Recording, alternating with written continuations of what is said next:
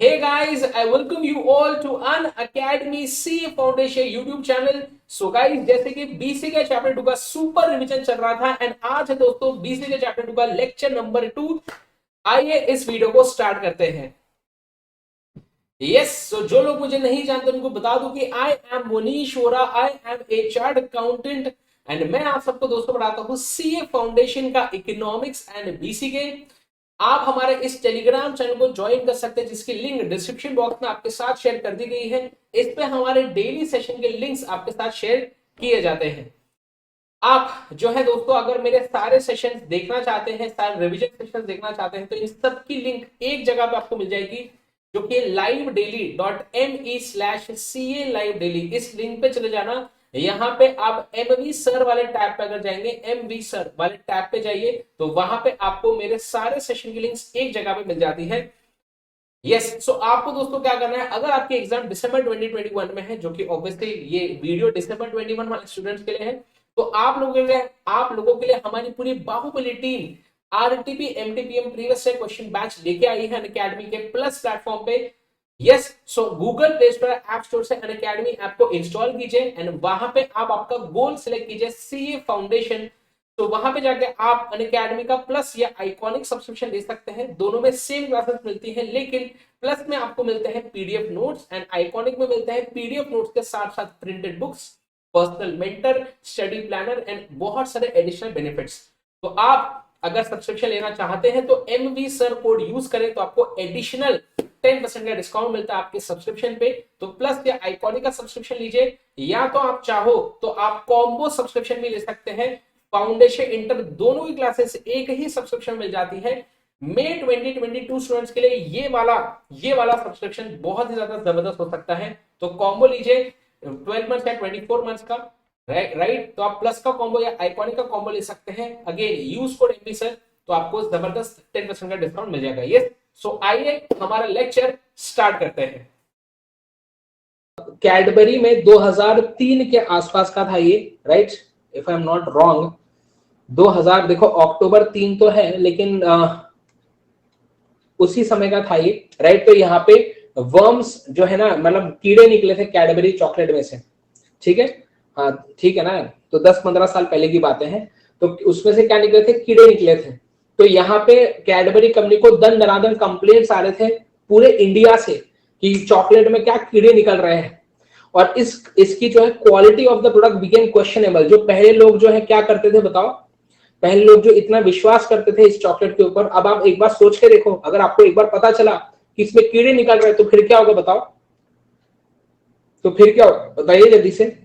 तो विश्वास उड़ जाएगा लोगों का, तो विश्वास उड़ गया लोगों का इसके ऊपर से, है ना, और सेल्स दंड से गिरना चालू हो गए इसके, ठीक है।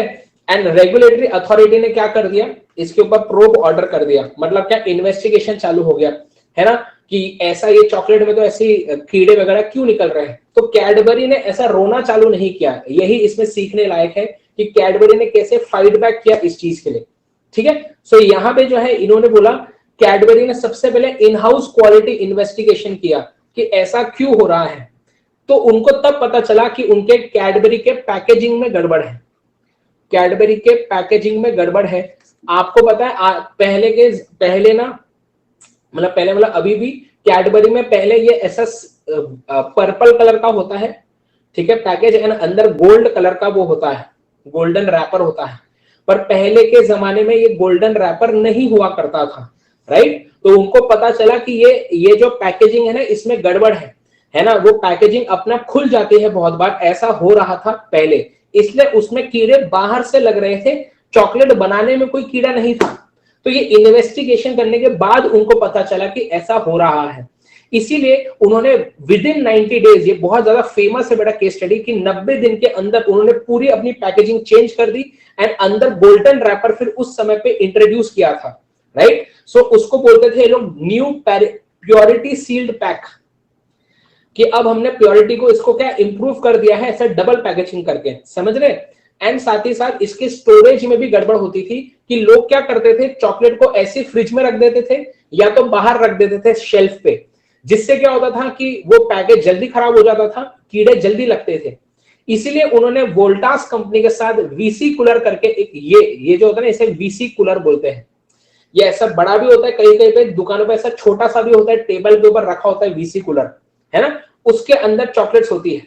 तो वो भी कैडबरी कंपनी ने इस केस के बाद वो चीज बनाई थी ताकि उनके चॉकलेट्स की लाइफ बढ़ सके। समझ रहे हो? तो आपको इसमें सीखने का ये है कि सबसे पहले कैडबरी ने रोना चालू नहीं किया कि अरे तुम झूठ बोल रहे हो, कोई कीड़ा वीड़ा है ही नहीं। इन्होंने क्या किया, पहले इन्होंने रिस्पेक्ट किया कंप्लेंट्स को कि यस कुछ ना कुछ तो गड़बड़ है। तो उन्होंने पहले कंप्लेंट्स को रिस्पेक्ट किया, उन्होंने नोट किया, क्या बताइए, दे टेकिंग नोट द फैक्ट कि चॉकलेट में एक्चुअल में वर्म्स है। देखो यही बड़ी बात है ना। यहाँ पे अगर मैं आज क्लास में किसको कुछ बोल दूं, उसको गलती एक्सेप्ट करने में बहुत वो दर्द होता है दिल में, और हमसे कैसे गलती होंगी, ऐसा होते कुछ लोग कि उनको ऐसा एक्सेप्ट नहीं होता कि हमसे गलती होती है। पर यहाँ पे ऐसे नहीं है। कैडबरी वाले लोग अच्छे थे, है ना। हाँ, कैडबरी वाले क्या बताओ, अच्छे थे, है ना। चलिए, तो यहाँ पे क्या थे, इन्होंने क्या किया, पहले तो रिस्पेक्ट किया कंप्लेंट्स को, ने एक्सेप्ट किया कि सही में प्रॉब्लम है। उसके बाद तुरंत क्या किया, विद इन 90 डेज पूरी पैकेजिंग को चेंज कर डाला एंड इस क्राइसिस को संभाला उन्होंने। क्या होता है कि जब ऐसी कंपनीज में जो इनके एम्प्लॉयज होंगे उस समय पे, उनको क्या हो जाता था बताओ, एम्प्लॉयज का जो होता है ना, क्या होता है बताओ ना फास्ट, एम्प्लॉयज का मोरल डाउन हो जाता है। उनको लगता है कि यार अभी ये कंपनी का तो सेल डूब गया है, कल जाके हमको भी जॉब से निकाल सकते हैं ये लोग। तो उनको पहले आश्वासन दिया कंपनी ने कि नहीं ऐसा नहीं होगा, टेंशन मत लो, हम आपके साथ, आप साथ रहो, हम सब करेंगे, है ना। जैसे बीसी के चैप्टर 3 में चालू करते वक्त आपको पता चला कि ये तो कुछ होने नहीं वाला हमसे बीसी के चैप्टर 3, तो मैंने फिर तुमको पहले आश्वासन दिया कि नहीं रुको, मैं बैठा हूं, मैं कर रहा हूं, आपको याद करवा दूंगा। अब याद हो गया ना, अब बीसी के चैप्टर 3 याद हो गया कि नहीं? हाँ देखो, तो ये आश्वासन देना बहुत जरूरी होता है ना। बच्चा जो है चैप्टर देख के डिमोरलाइज हो जाता है, तो इसलिए पहले मॉरल सपोर्ट मैंने आपको दिया, आपका थोड़ा मॉरल हाई किया स्टार्टिंग में ही। पहले लेक्चर में आप खतरनाक, आपको कुछ चीजें याद हो गई तो आपका और मोरल वो हो गया, बूस्ट हो गया। वैसे ही इनने इस क्राइसिस को संभाला एंड एक जबरदस्त एक एड लेकर आए थे, ग्रेट कमबैक एड, है ना। तो इनके ऊपर ना लोगों का विश्वास उठ चुका था। तो हमें ऐसे बंदे, ऐसे व्यक्ति की जरूरत थी जिन पे लोग ऑलरेडी विश्वास करते हो। तो इसलिए अमिताभ बच्चन जी को बुलाया गया एंड उनको, है ना, ऐड करने के लिए बुलाया गया एंड ये उनका ऐड ऐसा आया था, उनका एक ऐड। ठीक है, अभी मैं एक्टिंग नहीं करूंगा, वो सब आप देख सकते हो बाद में, मैंने इसका आपको दिया था लिंक, राइट। इसको आप कैसे कहना है, मोनीश वोरा कैडबरी, ऐसा सर्च करो यूट्यूब पे, ऐसा सर्च करो ना मोनीश वोरा कैडबरी, तो आ जाता है मेरा वीडियो वाला। ठीक है, तो कैडबरी वाला वीडियो आ जाता है। ठीक है, तो कैडबरी, जिन्होंने नहीं देखा उनके लिए बोल रहा हूँ, कैडबरी केस स्टडी, इसमें मस्त मैंने एक्टिंग की है ना। तो आप बाद में देख सकते हो जिसने नहीं देखा है। ठीक है, चलिए आगे बढ़ते हैं। ठीक है, तो ये केस स्टडी थी। वैसे ही मैगी के केस में हुआ था, तो इसमें क्या हुआ कि इसमें लेड है, ऐसा बोला गया था, लेड है ना, लेड है इसलिए खाने के लिए अच्छा नहीं है। लेकिन बाद में इन्होंने भी टेस्ट वेस्ट कराए एंड देन बोला ऐसा कुछ नहीं है, आपकी मैगी सेफ है। मतलब कि ऐसा बोला जा रहा है कि जब ऐसे सिचुएशंस भी आते हैं किसी कंपनी के केस में, तो आपको किस तरह से फाइट बैक करना चाहिए, है ना। ऐसा रोना नहीं चाहिए क्या कि अरे ऐसे कैसे हो गया, अब हम क्या करेंगे। अगर आप जो है क्विक एक्शन नहीं लोगे तो आप आगे नहीं बढ़ पाओगे, राइट, ऐसा बोल रहे हैं। चलिए आगे देखेंगे नेक्स्ट। अब नेक्स्ट बात आती है बेटा, नेक्स्ट पॉइंट आता है एनवायरमेंटल इन्फ्लुएंसेस ऑन बिजनेस। इस पूरे पैराग्राफ में से सिर्फ एक जगह पे एमसीक्यू आता है, इस पूरे पैराग्राफ में से सिर्फ एक जगह पे एमसीक्यू आता है, वो है ये वाला, इधर एमसीक्यू आता है। इसमें एमसीक्यू आता है कि बैरी रिचमंड एंड मेल्विन कॉपेन, ठीक है, ये दो मैनेजमेंट के ऊपर उन्होंने बहुत सारे बुक्स लिखे थे। तो बैरी रिचमंड एंड मेल्विन कॉपेन, ये करके दो कौन थे, मैनेजमेंट के बंदे थे। ओके, इन लोगों ने एक लाइन बोली थी कि, बस पहला लाइन आपको याद रखना है, एनवायरमेंटल फैक्टर्स और constraints are largely if not totally. इस पॉइंट पे एमसीक्यू आता है, largely if not totally external and beyond the control of individual enterprises, है ना। तो क्या बोल रहे हैं, वापस से बोल रहा हूं, एनवायरमेंटल फैक्टर्स। बेटा इंटर का बैच बहुत जल्दी चालू होगा हमारा, रिजल्ट के बाद इंटर का बैच चालू हो जाएगा। ठीक है, जो जुलाई वाला एक स्टूडेंट आया था वो पूछ रहा है, तो रिजल्ट के बाद चालू होगा इंटर का batch. And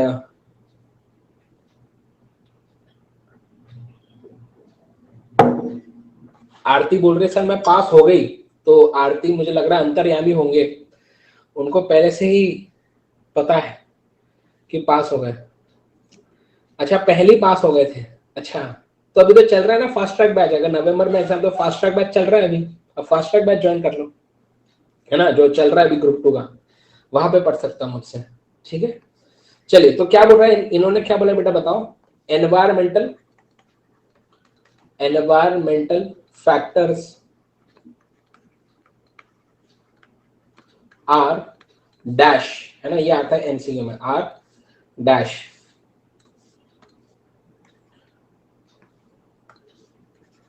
beyond the, R dash क्या,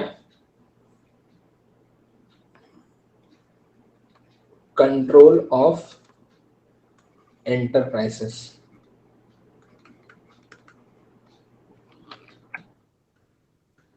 इसका ऑप्शन क्या होता है, टोटली बियॉन्ड,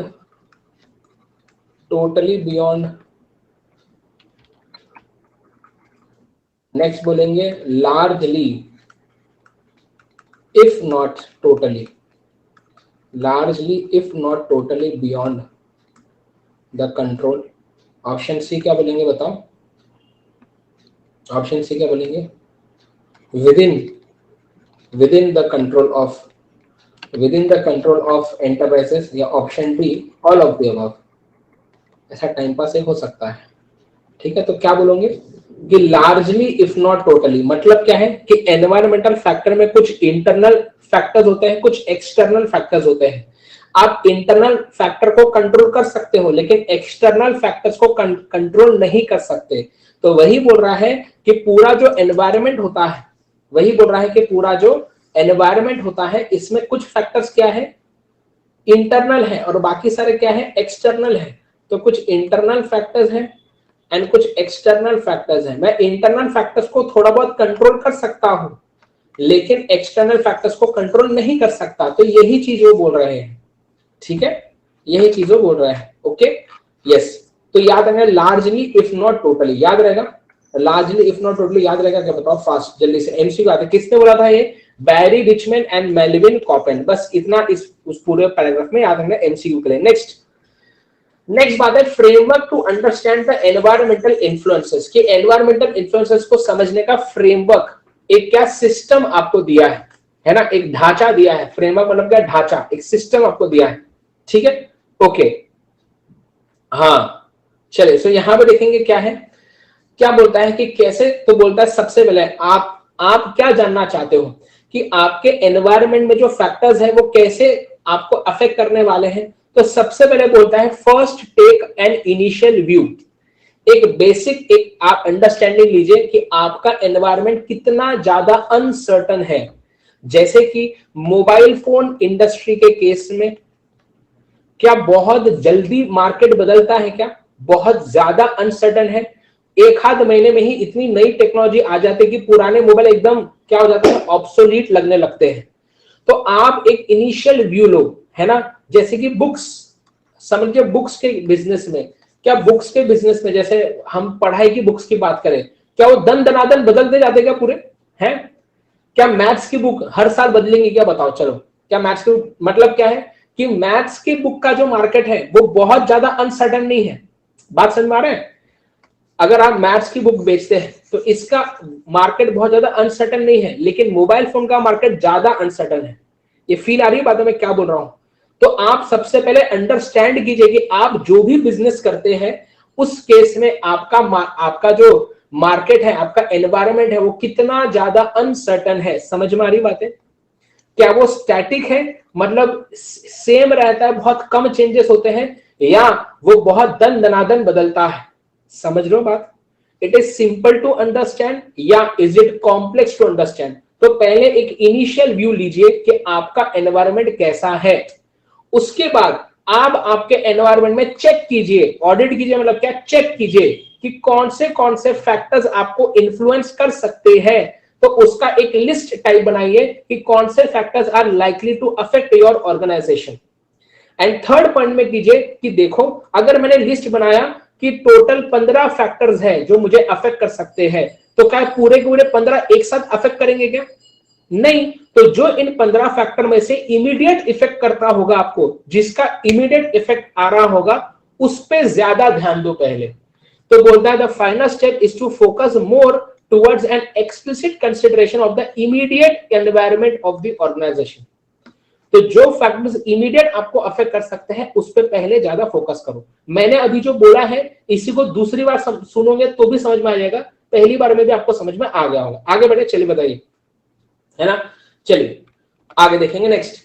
तो यहाँ पे फिर हमने ये रियलिटी बाइट वगैरह देखा था, इसमें मैंने बोला था बस ये एक गलत लिखा है, ये एक्सटर्नल फैक्टर होना चाहिए, इस पे कोई एमसीक्यू आता नहीं, ये एकदम चिल्टू ऐसे एक्सरसाइज दिया है।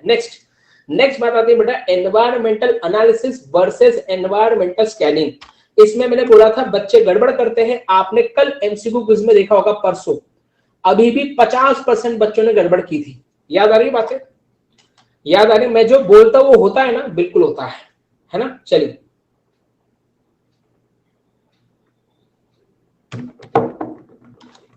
बच्चा बोल रहा है सर स्लाइड शो नहीं हो रहा। बेटा क्योंकि स्लाइड है ही नहीं ना अभी, तो ब्लैंक पेज है ये, इसलिए स्लाइड शो नहीं हो रहा है।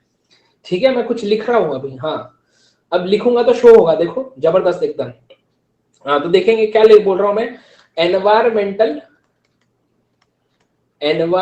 क्या बताइए, analysis versus environmental scanning, versus environmental scanning, right. याद आ रही है ना आपको बातें। चलिए याद कैसे रखेंगे, देखो हम दोनों में क्या करते हैं, हम दोनों में हमारे ऑर्गेनाइजेशन को कौन से अपॉर्चुनिटीज एंड थ्रेट्स अफेक्ट कर सकते हैं वो जानने की कोशिश करते हैं, लेकिन हम एनवायरमेंटल एनालिसिस में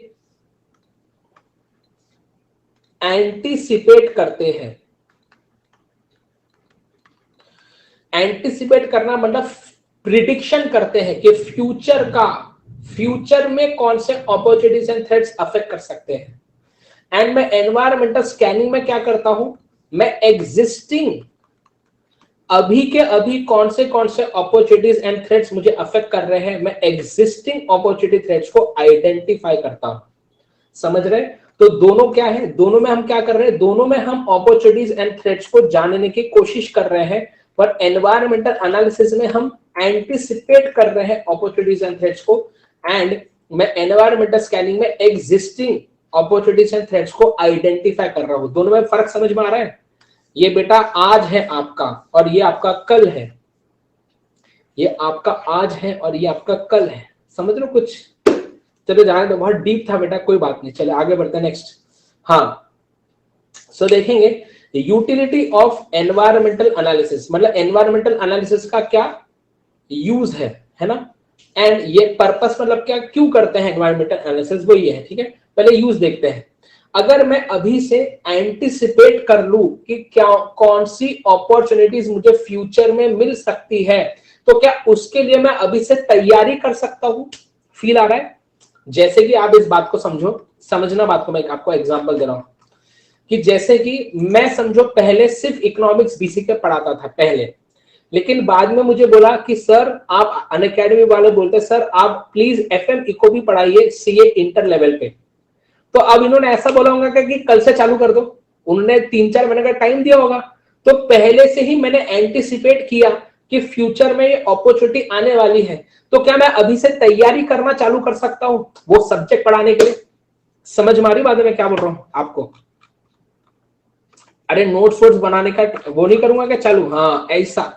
तो अगर आप पहले से ही अपॉर्चुनिटी को एंटिसिपेट कर लेते हैं तो आपको प्रिपरेशन करने का समय मिलता है, आपको पता चलता है कि वो अपॉर्चुनिटी जब आएंगी तो उस समय पे कैसे एक्ट करना चाहिए। फील आ रहा है, फील आ रहा है कि नहीं सबको, बताओ ना फास्ट। नेक्स्ट मैं आपको और एक चीज बता रहा हूं, देखो ऐसा होता है, ये मैंने खुद ने नोटिस किया अपने क्लास में कि आपने चाहे ये मेरे से रेगुलर पढ़ा हो ना, फिर भी जब आप रिवीजन करते हैं ना कुछ नया पता चलता है। क्योंकि देखो क्या होता है ना, ऐसा हर एक एग्जाम्पल ऐसा सोच के नहीं आता है, बहुत सारे एग्जाम्पल तब के तब आते हैं, ऐसा भी होता है। ठीक है, हाँ तो अभी जैसे बताया, अभी अगर आप अगली बार रिवीजन करोगे ना तो उसमें और कुछ नया पता चलेगा, ऐसा होता है, ऐसे ही होता है, पता नहीं क्या है पर ऐसा होता है। चलो आगे देखेंगे इधर।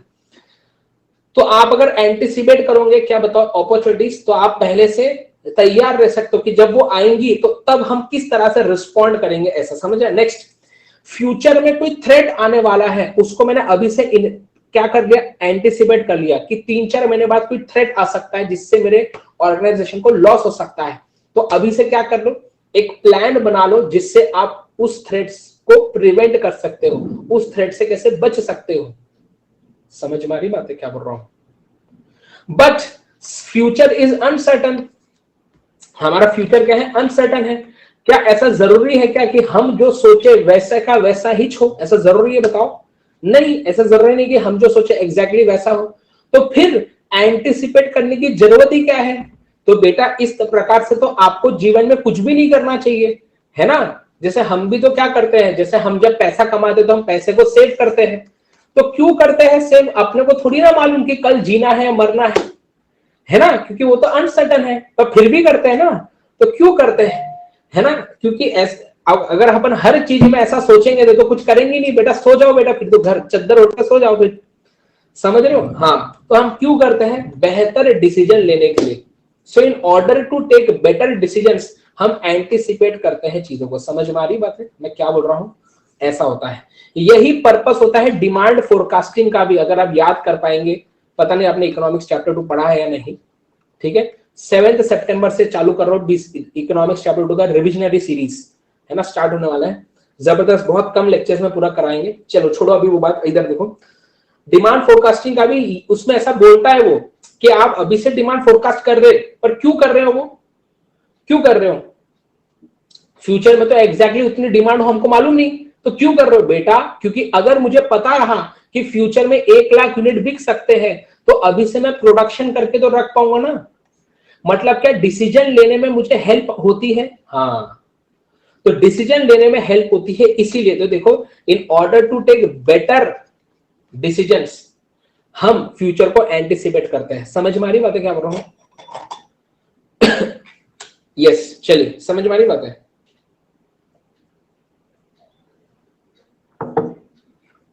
सर वाईटी वालों का सिलेबस करवा दो। तो बेटा ये क्या मैं कर रहा हूं, अभी मजाकबाजी कर रहा हूं क्या? ये मैंने आपको पहले ही बोला कि बीसीए के चैप्टर 2 नहीं किया तो भी आप देख सकते हो, देखो ना एक बार, आपको समझ में, अगर नहीं समझे तो मुझे बताना बाद में, ठीक है। ये मैं कर तो रहा हूँ, सिलेबस ही तो करवा रहा हूँ मैं, क्या अपनी बातें थोड़ी कर रहा हूँ यहाँ पे।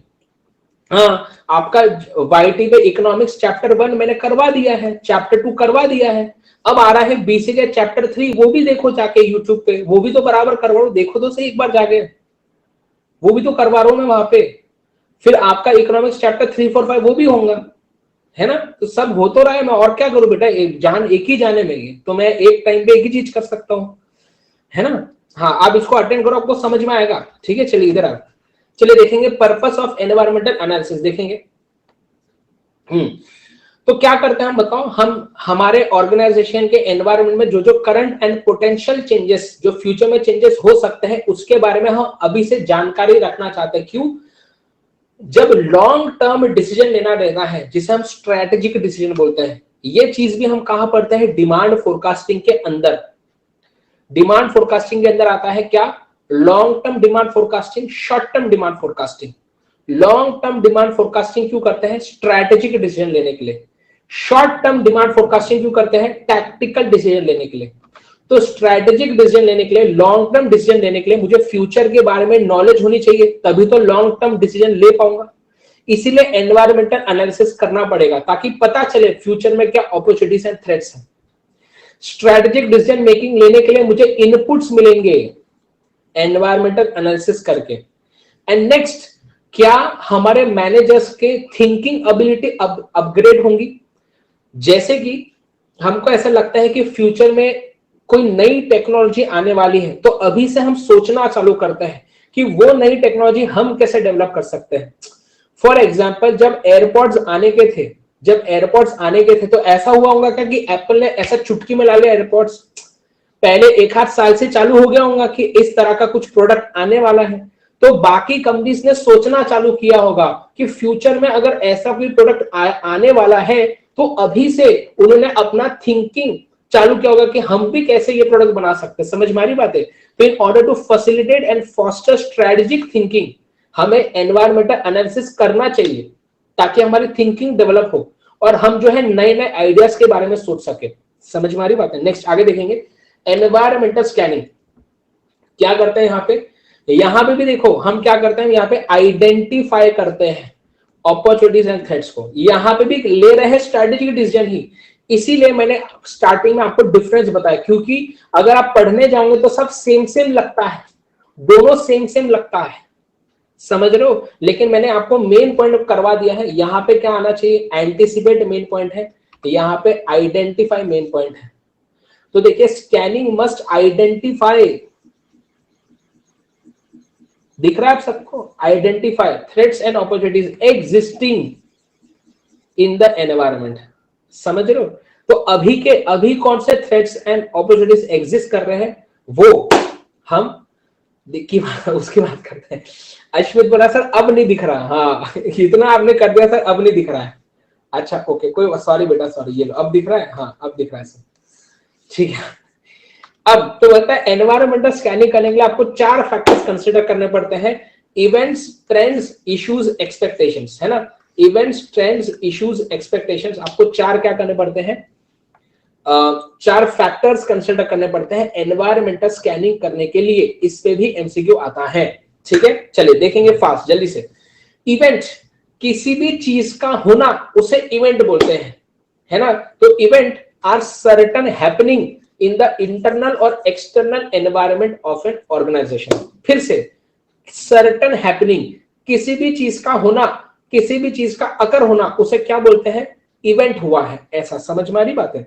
ओके, जैसे हमने क्या बोला था इसका एग्जांपल, कि जैसे इवेंट का एग्जांपल क्या होगा, कि जैसे कोरोना हुआ तो कोरोना की वजह से लॉकडाउन हुआ, तो लॉकडाउन का होना क्या ये एक इवेंट है? यस।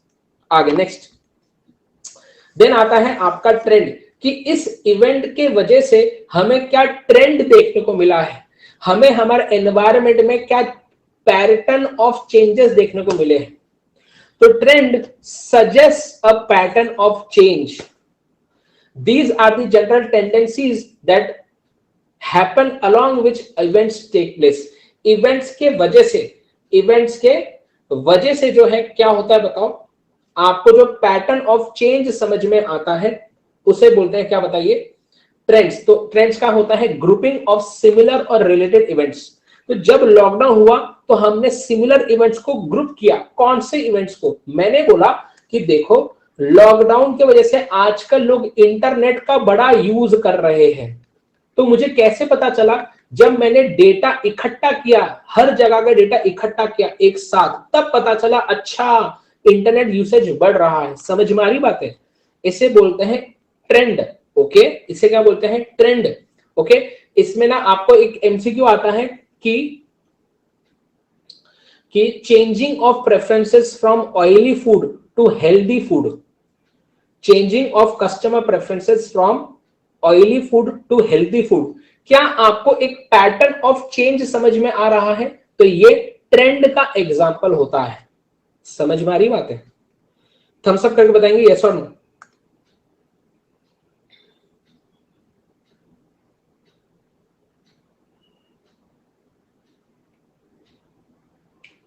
ओके आरती जी, जरूर जरूर बेटा आप करो। अभी हम मई में एग्जाम देंगे तो अभी कुछ समय बाद चालू होगा बेटा आरती जी, ठीक है? अभी थोड़ा रुक जाइए, 1-8 महीने बाद रिजल्ट के बाद चालू होगा इंटर का बैच। ओके चलिए, thank you so much Shalini. चलिए इधर आओ, चलिए देखेंगे इधर क्या आगे बढ़े, बताओ फास्ट। यस सर, आपके साथ टाइम का पता नहीं चलता। चलिए नेक्स्ट बात क्या है, इश्यूज। नेक्स्ट बात क्या है, इश्यूज। इश्यूज क्या होता है? कंसर्न्स, चिंताएं। इश्यूज क्या होते हैं? कंसर्न्स या चिंताएं, कि इस इवेंट एंड ट्रेंड के वजह से हमें, इस इवेंट एंड ट्रेंड की वजह से हमें क्या चिंताएं होती है। तो इसको बोलते हैं the current concerns that arise in response to events and trends. समझ में आ रही बात मैं क्या बोल रहा हूं? यस। तो इश्यूज में क्या आता है कि जैसे कि ज्यादा इंटरनेट यूसेज के वजह से बैंडविड्थ का प्रॉब्लम हो सकता है। बैंडविड्थ प्रॉब्लम मतलब क्या, कि यार हम इतने सारे लोगों को क्या इतना इंटरनेट प्रोवाइड कर पाएंगे? तो हमारे जो जियो, एयरटेल, इन कंपनीज को बैंडविड्थ प्रॉब्लम हो सकता है, कि जब एक साथ इतने सारे लोग इंटरनेट यूज करते हैं ना, तो लोड बहुत ज्यादा बढ़ जाता है, जिससे इंटरनेट का स्पीड कम हो जाता है। समझ में आ रही बात मैं क्या बोल रहा हूं? ऐसा होता है। तो क्या ये इशू कैसे हुआ? इशू कैसे हुआ? इस इवेंट एंड ट्रेंड के वजह से हुआ है। समझ में आ रही बात है? ओके। एंड नेक्स्ट बात होती है एक्सपेक्टेशन, कि आपके जो एक्सपेक्टेशन मतलब क्या है, आपके जो इंटरेस्टेड ग्रुप्स है वो आपसे क्या डिमांड करते हैं, है ना। जैसे कि इस जियो एंड एयरटेल के इंटरेस्टेड ग्रुप्स कौन है? कस्टमर्स। कस्टमर्स उनसे क्या चाहेंगे कि हमें ज्यादा से ज्यादा इंटरनेट दो, ज्यादा स्पीड पे दो इंटरनेट, एंड कम से कम कॉस्ट पे दो। समझ में आ रही बात है? तो ये कस्टमर की एक्सपेक्टेशन हो जाएगी किसके बताओ? ये कंपनी से। समझ में आ रही बात है? वापस से एक बार क्विकली देखेंगे। ट्रेंड इवेंट्स क्या है? स्पेसिफिक अकरेंस या किसी भी चीज का होना, सर्टेन हैपनिंग, इसे क्या बोलते हैं? इवेंट। नेक्स्ट, ट्रेंड्स क्या होता है? ग्रुपिंग ऑफ सिमिलर और रिलेटेड इवेंट्स जो हमें एक पैटर्न ऑफ चेंज के बारे में बताता है, ट्रेंड बोलते हैं। इश्यूज, चिंताएं, इवेंट्स एंड ट्रेंड्स के वजह से जो हमें कंसर्न्स रेज होते हैं उसे इश्यूज बोलते हैं। एंड एक्सपेक्टेशन क्या होता है? The demands made by interested groups in light of their concerns, उसे क्या बोलते हैं? एक्सपेक्टेशन। समझ में आ रही बात है? नेक्स्ट, ठीक है। सो अब हम आगे बढ़ गए हैं बिजनेस एनवायरनमेंट। अगर आप देखेंगे और अगर आप जैसे आपने प्लस में अगर मुझे फॉलो किया है तो अराउंड 4 से 5 लेक्चर हमने खत्म कर दिए। अभी हमने 4 से 5 लेक्चर खत्म कर दिए 1.5 लेक्चर में। आप समझ पा रहे हो बात को मैं क्या बोल रहा हूं? एक बार प्रियंका रिफ्रेश करो। हाँ ठीक है। तो हमने 4 से 5 लेक्चर अभी 1.5 लेक्चर में खत्म कर दिए। तो ये इसलिए बोल रहा हूँ कि ये जो है ना रिवीजन मेरा फास्ट होता है, मतलब लगता स्लो ही है पर वो है जल्दी हो रहा है चीजें, आप टेंशन मत लो। हाँ जल्दी हो रहा है। चलो आगे देखेंगे इधर, तो इधर देखेंगे। चलिए सो नेक्स्ट बात आते हैं बिजनेस एनवायरनमेंट में क्या आता है? वो सारी की सारी चीजें जो आपके बिजनेस को अफेक्ट करती है उसे बिजनेस एनवायरनमेंट बोलते हैं। वापस से वो सारे के सारे फैक्टर्स जो आपके बिजनेस को अफेक्ट करते हैं वो आपके बिजनेस एनवायरनमेंट में आते हैं। समझ में आ रहा है? एकदम सिंपल। ओके, बिजनेस एनवायरनमेंट में 2 चीजें होती है, एक होता है इंटरनल एनवायरनमेंट, एक होता है एक्सटर्नल एनवायरनमेंट। इंटरनल एनवायरनमेंट मतलब वो सारे फैक्टर्स जो आपके ऑर्गेनाइजेशन के, समझ में आ रही है? जो आपके ऑर्गेनाइजेशन के क्या होते हैं? विद इन होता है। तो ये विद इन वाला शब्द हमेशा जीवन में याद रखें। जो आपके ऑर्गेनाइजेशन के विद इन जितने भी फैक्टर्स होते हैं उसे इंटरनल फैक्टर बोलते हैं, उसे इंटरनल एनवायरनमेंट में काउंट किया जाता है। समझ में आ रही बातें, है ना? जैसे कि आपका वैल्यू सिस्टम, कि किस तरह से आपके लोग बिहेव करते हैं, तो behaviour of employees, behaviour of owner, ये क्या है? आपका वैल्यू सिस्टम है। ये इंटरनल एनवायरनमेंट की बात है। समझ में आ रही बात है? आपका क्या मिशन है, क्या ऑब्जेक्टिव्स है, आप क्या अचीव करना चाहते हैं, ये इंटरनल ऑर्गेनाइजेशन, ये इंटरनल एनवायरनमेंट की बात होगी। ऑर्गेनाइजेशन का स्ट्रक्चर कैसा है? हम बचपन में पढ़ते हैं ना, फंक्शनल डिपार्टमेंट, है ना, और क्या वो डिविजनल, है ना, फंक्शनल डिविजनल, ऐसा होता है ना। तो उस तरीके से क्या आपके ऑर्गेनाइजेशन में अलग अलग डिपार्टमेंट्स बनाए हैं हर फंक्शन के, या आपके उसमें डिविजनल ऑर्गेनाइजेशन है? समझ याद आ रहा है बातें? बचपन में पढ़ते हैं, उसे बोलते हैं ऑर्गेनाइजेशन स्ट्रक्चर के अंदर वो चीजें आती है। समझ में आ रही बात? ओके, कॉर्पोरेट कल्चर, कि किस तरह से आपके मतलब काम करने का तरीका कैसा है। जैसे हम बोलते हैं कि फॉर एग्जांपल ऐसा बोला जाता है कि गूगल का कॉर्पोरेट कल्चर बहुत अच्छा है, वहां पे बहुत मजा आता है काम करने में। ये मैं फेंक नहीं रहा हूं, बिल्कुल भी सच बात बता रहा हूं, ठीक है। हाँ, लेकिन उसमें जॉब आसानी से मिलती नहीं ना, प्रॉब्लम ये है। लेकिन उसमें क्या है, जॉब आसानी से मिलती नहीं, बस और कोई प्रॉब्लम नहीं है।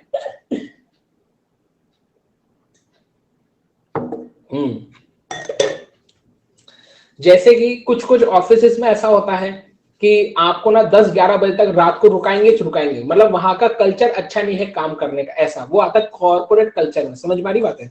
जानबूझ के लेट तक रुकाएंगे, लेट काम देंगे, ज्यादा काम देंगे, ये सारा होता है कि कॉर्पोरेट कल्चर अच्छा नहीं है। समझ में आ रही है? आपके बिजनेस की क्या क्या कैपेबिलिटीज है, आपका जो ह्यूमन रिसोर्स है उनका क्वालिटी कैसा है, कि क्या सही में स्किलफुल लोग आपके काम करते कि सबके सब भोंदू है, सही में स्किलफुल लोग काम करते कि सबके सब भोंदू है। समझ में आता है? ऐसा होता है ना, कुछ दुकानों में कि अरे एकदम भोंदू आदमी, उसको जमीन नहीं रहा कुछ काम करना है ना। हाँ आगे चलिए, आगे देखेंगे नेक्स्ट। चलिए इधर आओ। हाँ तो नेक्स्ट बात आती है बेटा आपका एक्सटर्नल एनवायरनमेंट। तो जो जो चीजें आपके ऑर्गेनाइजेशन में बाहर से आती है या बाहर से अफेक्ट करती है, उसको एक्सटर्नल एनवायरनमेंट में हम कंसिडर करते हैं। एक्सटर्नल एनवायरनमेंट का और दो हिस्सा होता है, micro environment and macro environment, है ना। Micro environment and macro environment, ठीक है, माइक्रो मैक्रो, है ना, माइक्रो मैक्रो। माइक्रो एनवायरनमेंट जो होता है वो ऐसे फैक्टर्स होते हैं जो आपके बिजनेस को डे टू डे लेवल पे अफेक्ट करते हैं। तो factors which directly affect the day to day functioning of business, मतलब कि आपके बिजनेस के डेली टास्क को अफेक्ट कर रहे हैं, इसीलिए माइक्रो एनवायरनमेंट को हम टास्क एनवायरनमेंट भी बोलते हैं। समझ रहे, सबको समझ में आ रही क्या बात है? इसलिए हम माइक्रो एनवायरनमेंट को टास्क एनवायरनमेंट भी बोलते हैं। एमसीक्यू आता है इसके ऊपर भी, ठीक है, वेरी गुड। चलिए नेक्स्ट, इसका मेमोरी टेक्निक मैंने बनाया है कॉमिक्स। कॉमिक्स का फुल फॉर्म क्या है बेटा बताओ? Customer, organisation, market, intermediaries, competitors and suppliers. तो कॉमिक्स क्या है? माइक्रो एनवायरनमेंट का हमने मेमोरी टेक्निक बनाया है। Very good. Next next, macro environment, ऐसे फैक्टर्स जो जनरल फैक्टर्स होते हैं, जो सारे ऑर्गेनाइजेशंस को जनरल वे में अफेक्ट करते हैं। जैसे गवर्नमेंट ने जीएसटी बनाया, तो क्या जीएसटी सिर्फ एक ही ऑर्गेनाइजेशन को अफेक्ट करेगा क्या? कि वो एक जनरल लॉ है, जनरल सबको अफेक्ट करता है ऐसा? तो ऐसे फैक्टर्स जो आपके बिजनेस के ओवरऑल लेवल पे, जनरल लेवल पे अफेक्ट करते हैं, उसे बोलते हैं मैक्रो एनवायरनमेंट के फैक्टर्स। समझ में आ रही बात है? ओके सर, इतनी जोर से चीजें याद क्यों आ रही हैं? हाँ इसका क्या है बताओ? हमारा मेमोरी टेक्निक प्लेज जीएसटी, है ना। तो क्या है इसका बताओ फास्ट? प्लेज, प्लेज, अच्छा ऐसा लिखता हूं, ऐसा और सीधा लिखता हूं, PLEDGE। ई छोटा है, क्यों? क्योंकि ई साइलेंट है, तो ई का कुछ नहीं है। और GST, है ना, प्लेज GST। ये क्या है? ये हमारा मेमोरी टेक्निक है मैक्रो एनवायरनमेंट का, ठीक है। चेक करेंगे तो पी से क्या है आपका? पॉलिटिकल, एल से क्या है? लीगल, ई से क्या है आपका? इकोनॉमिक, डी से क्या है? डेमोग्राफिक, ये जी से क्या है? गवर्नमेंट, ये जी से क्या है? ग्लोबल, ये एस से क्या है? सोशल, एंड ये टी से क्या है? टेक्नोलॉजिकल। ठीक है, वापस से चलिए, वापस से देखेंगे तो पी से क्या है? पॉलिटिकल, ठीक है, हाँ, political, legal, economic, demographic, government, global, social, technological, ठीक है। प्लेज जीएसटी, ठीक है, pledge GST.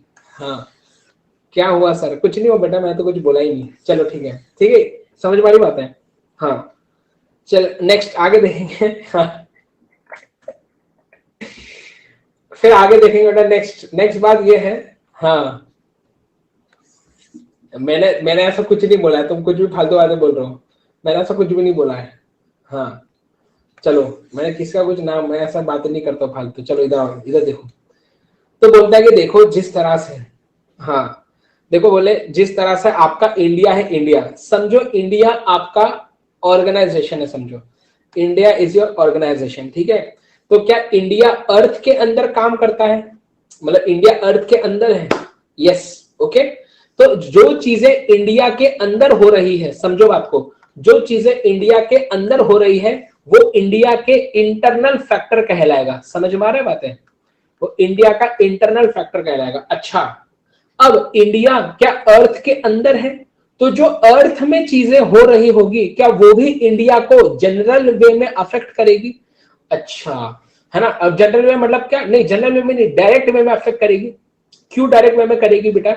Day to day level पे अफेक्ट करेगी ना, क्योंकि अर्थ के अंदर ही इंडिया है। समझ में आ रही बात है? हाँ, तो ये मेरा माइक्रो एनवायरनमेंट कहलाएगा। और हमारा जो अर्थ है, क्या हमारा अर्थ यूनिवर्स के अंदर है? क्या हमारा अर्थ यूनिवर्स के अंदर है? तो यूनिवर्स में जो स्टार्स, प्लैनेट्स, बाकी प्लैनेट्स जो भी होंगे, क्या उसमें जो चेंजेस होंगे वो जनरल वे में अफेक्ट करेंगे इंडिया को?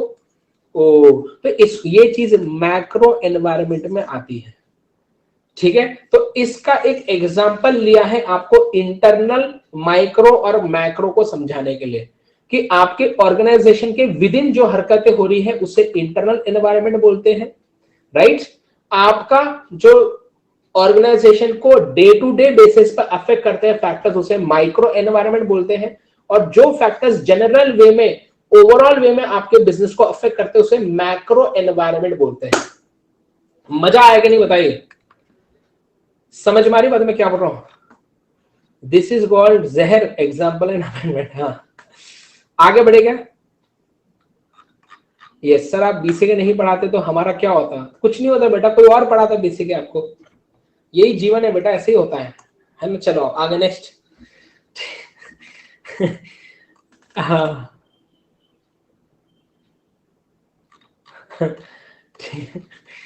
ठीक है, चलो आगे बढ़ते हैं। मैं नहीं होता तो कोई और होता बेटा, ऐसे यही जीवन है, कुछ नहीं होता बेटा, ऐसे ही है, जीवन चलते रहता है, लोग आए जाए, क्या होगा, बस यादें ही यादें रहेगी। भाई साहब खतरनाक। चलो तो इंटरनल एनवायरनमेंट की बातें करते हैं। इंटरनल अरे नहीं, बेइज्जती थोड़ी की यार, मैं तो उसको समझा रहा हूँ। This was not GB. तुम कुछ भी चीज में जीबी लिख देते हैं, मतलब ये जीबी वालों की जीबी करता हूँ मैं अभी, तो उनको कुछ भी कुछ समझता नहीं, हर चीज में जीबी लिख देते हैं। इसमें कहेगी जीबी, समझा रहा हूँ उसको मैं कुछ चीज है, कुछ भी जीबी, मतलब कोई कहीं भी जीबी लिख दिया, मजा आ रहा बोले ऐसे ही है। चलो जीबी वालों की जीबी। चलो देखेंगे इंटरनल एनवायरनमेंट। कौन सा शब्द बोला इंटरनल एनवायरनमेंट के लिए? बोलो जल्दी से, कौन सा शब्द बोला इंटरनल एनवायरनमेंट के लिए? बोलो ना, कौन सा लग रहा था, बोलो ना जी। विद इन, वेरी गुड यार, जबरदस्त। तो क्या है? Internal environment is compose of multiple elements existing, देखो देखो क्या लिखा है, देखो ध्यान से देखो, existing within the organisation.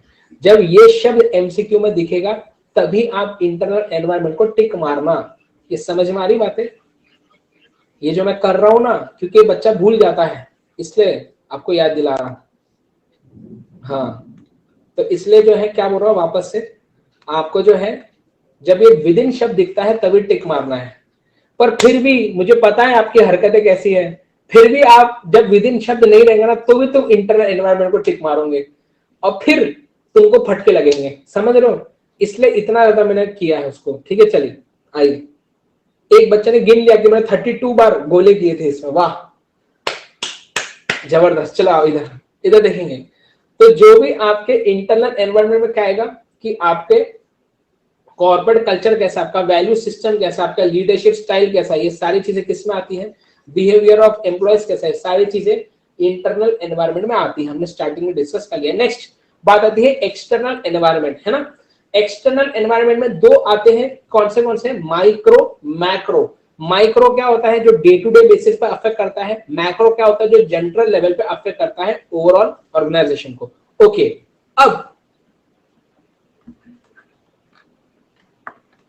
अब सुनो ना, सुन रहे हो क्या मैं क्या बोल रहा हूं? ये तो बेटा आपके फैक्टर्स हो गए। ये क्या हो गया आपके, मतलब एनवायरनमेंट के अंदर कौन से फैक्टर्स है, वो ये है कि इसके अंदर एलिमेंट्स क्या क्या है। लेकिन ये एलिमेंट्स आपको कैसे अफेक्ट करते हैं, कैसे इन्फ्लुएंस करते हैं, वो हम अभी पढ़ेंगे कि there are 4 type of influences. एक होता है strength, weakness, opportunity and threat. Strength और वीकनेस ये आपकी अंदरूनी बातें होती है। जब मैं ऐसा करता हूं, मतलब कौन सा शब्द याद आता है आपको? Internal, with in. तो जो विद इन आपके अंदर से जो चीजें आती हैं वो आपका स्ट्रेंथ या वीकनेस होता है ना। तो जो आपकी इनहेरेंट कैपेसिटी या इनहेरेंट लिमिटेशन होता है उसे क्या बोलते हैं राजा? बताओ राजा, उसे क्या बोलते हैं? बोलो ना। स्ट्रेंथ या वीकनेस होता है इनहेरेंट। नेक्स्ट, पर जो चीजें बाहर से आता है, जो चीजें बाहर से आपको अफेक्ट करती है, मतलब बाहर से आपको क्या आ सकता है, या तो कोई अपॉर्चुनिटी क्रिएट हो सकती है बाहर, या तो कोई थ्रेट आपके लिए आ सकता है। तो अपॉर्चुनिटी थ्रेट एक्सटर्नल एनवायरनमेंट से आता है, पर आपके हमारे हम सबके प्यारे दुल्हारे इंस्टीट्यूट ने ये चीज यहाँ पे घुसा दी है जिसका कोई सेंस है नहीं, ठीक है। क्योंकि जब वो यहाँ पे छापता है यहाँ पे बुक में, तब बराबर लिखता है कि स्ट्रेंथ वीकनेस इंटरनल में होता है और अपॉर्चुनिटी थ्रेट्स एक्सटर्नल में होता है। लेकिन डायग्राम बनाते समय जो है उनसे गलती से हो गया बेटा, वो उनको ये चीज यहाँ पे उन्होंने लिख दी है गलती से। स्ट्रेंथ और वीकनेस माइक्रो से आता है ऐसा बोला है, जो कि गलत चीज है। माइक्रो मैक्रो दोनों मिलके एक्सटर्नल एनवायरनमेंट में आते हैं एंड एक्सटर्नल एनवायरनमेंट से अपॉर्चुनिटी थ्रेट होते हैं, लेकिन इंटरनल से आपको स्ट्रेंथ वीकनेस आता है। तो मैंने जो बनाया है ये करेक्ट है, ये आईएसआई भी इसी चीज को मानता है। मैं आगे प्रूफ करूंगा आपको कि आईएसआई ऐसा खुद भी यही मानता है, पर डायग्राम गलत हो गया है बस। मैंने सही किया है, ये सही है, मेरे नोट्स में सही है डायग्राम, मेरे नोट्स में कोई प्रॉब्लम नहीं है। हाँ आगे नेक्स्ट देखेंगे, नेक्स्ट इधर देखो, हाँ इधर आओ, इधर देखेंगे, चलिए। हाँ जीवन है सर, वही जीवन। नहीं मैं बेटा मैं गुस्सा हूं भी नहीं, कोई बात नहीं यार, सबसे गलती होती है, मेरे से भी होती है, सबसे गलती होती है, कोई दिक्कत नहीं उसके लिए। हाँ चलता है यार, इतना तो चलता है। चलो आपको आपको पता है कि नहीं, अरे आपको याद है कि नहीं याद है, बीसीके का फर्स्ट लेक्चर में आपको पढ़ाया था कि chartered accountants are the custodian of nation's resources. बेटा जब हमारे इन नाजुक कंधों पे पूरे नेशन के रिसोर्सेस का बोझ है, आपको दिख रहा है, इससे थोड़ा सा देखो, मैं झुक के बैठा हूं, इन नाजुक कंधों पे इन नेशन के रिसोर्सेस का बोझ है, तो थोड़ी बहुत गलती तो होंगी ना यार, तुम यार कैसे बातें कर रहे हो। हाँ चलो अब वापस आगे देखते हैं नेक्स्ट। तो मैं बोल रहा था स्ट्रेंथ वीकनेस अपॉर्चुनिटी थ्रेट, ठीक है। हाँ यार तुम इतना हंसते क्यों यार, समझ में नहीं आता मेरे को। चलो इधर आओ, तो क्या बोल रहा हूं मैं, स्ट्रेंथ वीकनेस अपॉर्चुनिटी थ्रेट्स, इधर देखेंगे। तो क्या है, स्ट्रेंथ वीकनेस अपॉर्चुनिटी थ्रेट्स, ठीक है। चलिए हदिश हो गई ये तो, है ना यार, ये तुम लोग हदिश हो गई, मेरा ही कॉपी कर रहे हो तुम, ये है ऐसा मैं ही बोलता हूँ क्या, और कोई नहीं बोलता क्या ऐसे, है मैं ही बोलता हूँ ऐसे, बोलो। अच्छा ऐसा है क्या, मुझे पता ही नहीं था। चलिए strength weakness opportunity and threat, strength weakness opportunity and threat. चलिए जल्दी से देखेंगे। सर तभी तो मैं वीक में 3 दिन शोल्डर बनाता हूँ तो सोल्जर जिम जाता होगा सुजल हमारा, तो बोले वो 3 दिन शोल्डर का एक्सरसाइज करता है। हाँ बराबर है, अभी बोझ आने वाला है ना इन कंधों पे, इसलिए। चलो आओ, क्या यार, पर यार ऐसे मजाक नहीं उड़ाते यार, क्या कैसी कैसी बातें कर रहे हैं यार तुम, है। चलो इधर आओ, इधर देखो, स्ट्रेंथ क्या होता है बताओ जल्दी से। इनहेरेंट, आपका इनहेरेंट कैपेसिटी, आपके अंदर कोई ऐसी एबिलिटी है ना, जिस पे आपको बहुत नाज है, आपका इनहेरेंट कैपेसिटी। जैसे कुछ लोगों की ऐसी स्ट्रेंथ होती है कि आप उनको कभी भी बोलो वो कभी भी सो सकते हैं। हाँ कहीं भी बोलो उनको, उनको कभी भी नींद आ सकती है, ये उनका स्ट्रेंथ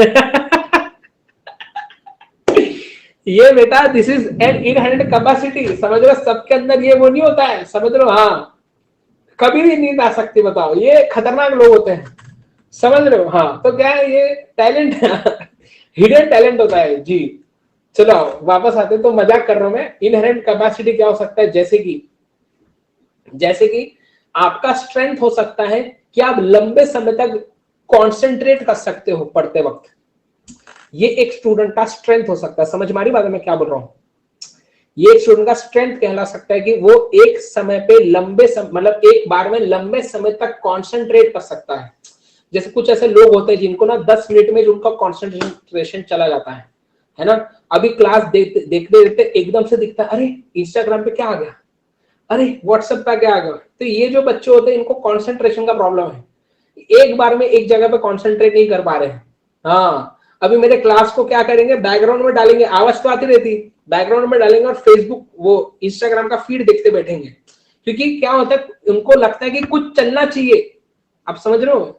और ये बीमारी आपको पता है, दिस इज मतलब, ये आपको हंसी आ रही है वैसे क्योंकि फनी मैं बोल रहा हूँ, पर एक्चुअल में दिस इज मतलब ये अटेंशन आपका जो आजकल क्या हो रहा है कि ये सब चीजों के जैसे स्टोरीज है ना, आजकल का स्टोरीज का बहुत चलन चल रहा है कि हर चीज की स्टोरी डालते हैं। तो स्टोरी से क्या होता है कि हम जैसे सुबह उठते हैं, हम क्या करते हैं, पहले से चेक करते हैं इंस्टाग्राम, उसमें स्टोरी दिखती और हर 5 सेकंड में नई स्टोरी आती, जितने भी 10-15 सेकंड में नई स्टोरी।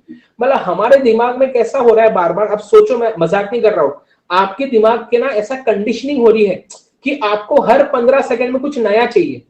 अब इस बात को समझो, मैं मजाकबाजी नहीं कर रहा हूं, आपको दिमाग की ऐसी कंडीशनिंग हो रही है कि आपको हर 15 सेकंड में कुछ नया चाहिए।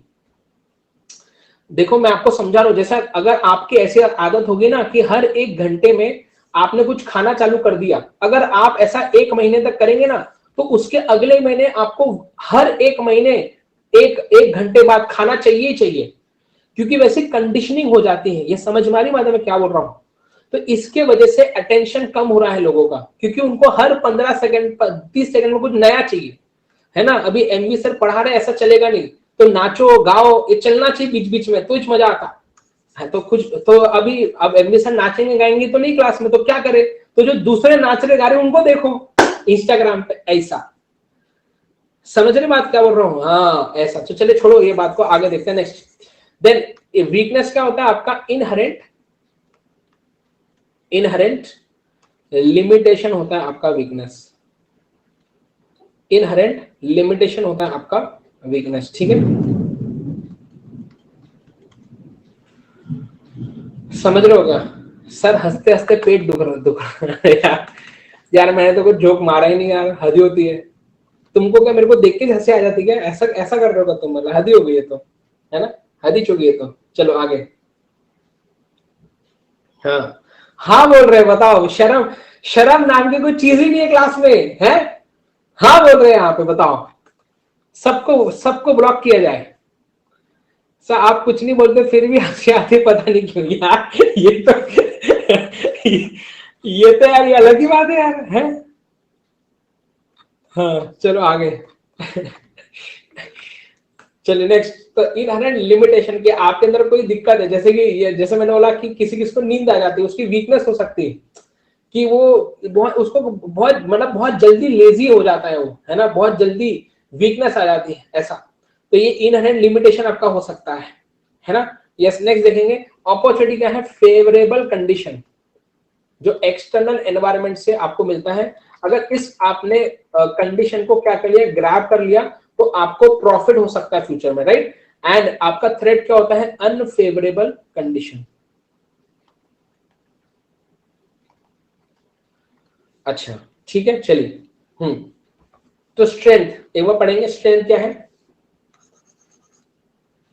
Inherent capacity which organization can use to gain strategic advantage over its competitors। अगर आपने अपॉर्चुनिटी को ग्रैब किया तो आपका एक एज क्रिएट हो जाता है बाकी लोगों के प्रति, समझ रहे हैं? जैसे कि अब बीसी के चैप्टर 3 आपकी स्ट्रेंथ बन चुका है। अब बहुत सारे बच्चों को बीसी के चैप्टर 3 पता ही नहीं है, आता ही नहीं, पर क्या अब आपको वो आता है, तो इससे क्या आपका एक एज मेंटेन हो रहा है आपके बाकी स्टूडेंट्स के प्रति। ये फील करो मैं क्या बोल रहा हूं, समझ लो मैं क्या बोल रहा हूं। हाँ आप एक स्टेप ऑलरेडी ऊपर हो उन लोगों से, क्योंकि वो तो बीसी का चैप्टर 3 छोड़ने वाले हैं, पर हम पढ़ के जाएंगे, समझ रहे हो। हाँ और एमसीक्यू भी वही आएगा जो मैंने बोला है, उसी में से एमसीक्यू आते हैं, ठीक है। चलिए आइए आगे नेक्स्ट।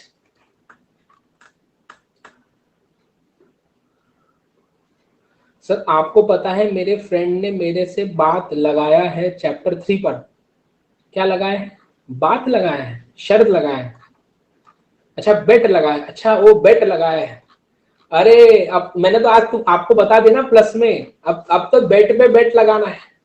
हाँ चैप्टर 3 का कोई भी इनकॉर्पोरेशन यार पूछो, इनको या हेडक्वार्टर पूछो, जो हारेगा वो पार्टी देगा, बात खत्म। हाँ ऐसी बात है। चलिए बेटा, नहीं नहीं ऐसा, बेटा कोई बैटिंग वेटिंग मजाक कर रहा है, ऐसा कुछ नहीं करना है। हाँ नहीं तो बच्चे बोलेंगे सर देखो क्या क्या पढ़ा रहे हैं, ऐसा कुछ नहीं बोल रहा हूं मैं। हाँ चलो इधर आओ, इधर चलिए देखेंगे इधर। यस तो क्या है इसका एग्जाम्पल? कि अगर किसी कंपनी का superior research and development skill है, जैसे कि एप्पल का R&D स्किल बहुत सुपीरियर है, इसलिए वो हमेशा बाकी लोगों से पहले इनोवेटिव प्रोडक्ट ला सकता है मार्केट में। तो वो ये उसका इनहेरेंट कैपेसिटी है, उसका इनहेरेंट एक एबिलिटी है, उसकी स्ट्रेंथ है एप्पल का। समझ में नहीं बात है। नेक्स्ट वीकनेस क्या है?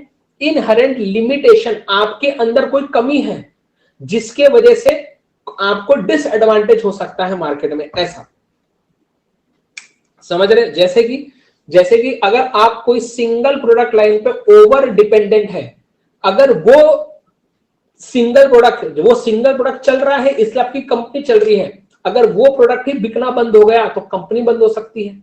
समझ रहे? नेक्स्ट अपॉर्चुनिटी क्या है? फेवरेबल कंडीशन, जिससे हम क्या कर सकते हैं, हमारी पोजीशन स्ट्रेंथन कर सकते हैं मार्केट में। अगर उस अपॉर्चुनिटी को ग्रैब किया तो हमको फायदा, मॉनेटरी गेन हो सकता है। जैसे कि हमारे गुड्स का डिमांड बढ़ रहा है, अब समझो, इस बात को समझो, थोड़ा सा सोचो। डिमांड बढ़ता है तो क्या वो ऑर्गेनाइजेशन के अंदर बढ़ता गया? क्या वो ऑर्गेनाइजेशन, मतलब कि ये अंदरूनी फैक्टर नहीं है। अब समझो बात को, ये अंदरूनी फैक्टर नहीं है, मतलब क्या कि ये स्ट्रेंथ नहीं हो सकता। हमको इसी में कंफ्यूजन होता है कि ग्रोइंग डिमांड फॉर प्रोडक्ट्स ये स्ट्रेंथ है या अपॉर्चुनिटी है। आप ऐसा सोच के देखो ना, डिमांड कैसे बढ़ेगी? अंदरूनी फैक्टर की वजह से बढ़ सकती है? नहीं, बाहर से कस्टमर्स को पसंद आ रहा है प्रोडक्ट, इसलिए डिमांड बढ़ रही है। समझ में आ रही बातें? तो ऐसा आप सोचिए इस तरीके से। मैं बहुत ज्यादा हाथ हिला रहा हूं क्या ऐसा? हाँ चलो, तो मैं बोल रहा था growing demand of products and services, ये अपॉर्चुनिटी में आता है। नेक्स्ट देखेंगे थ्रेट क्या होता है? Unfavourable condition. थ्रेट क्या होता है? Unfavourable condition. ठीक है, हाँ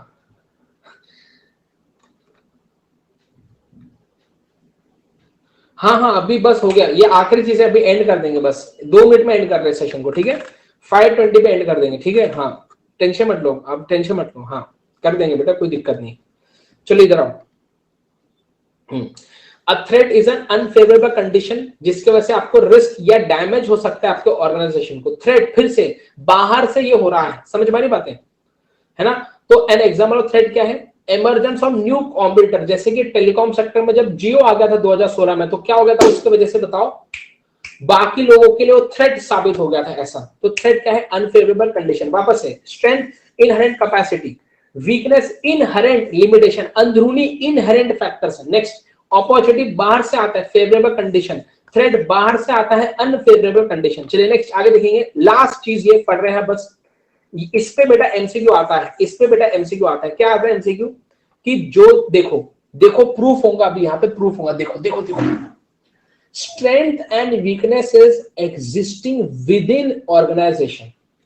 वो खुद ही बोल रहा, विद इन कहां शब्द लिखा था उन्होंने, कहां लिखा है? विद इन, इंटरनल में, मतलब खुद ही बोल रहा है कि स्ट्रेंथ एंड वीकनेस इंटरनल में आना चाहिए। तो फिर ये चीज यहीं पे होनी चाहिए थी ना, यहाँ पे कैसे होंगी? ये समझ में आ रही बात है? तो ये करेक्ट है जो मैं बोल रहा हूँ, बात मानो मेरी। हाँ तो क्या है, क्योंकि इंस्टीट्यूट खुद ही वो बोलता है तो मैं क्या करूं? चलो, तो क्या है कि स्ट्रेंथ एंड वीकनेस जो विद इन होता है ऑर्गेनाइजेशन के, उसको मैच करो किससे?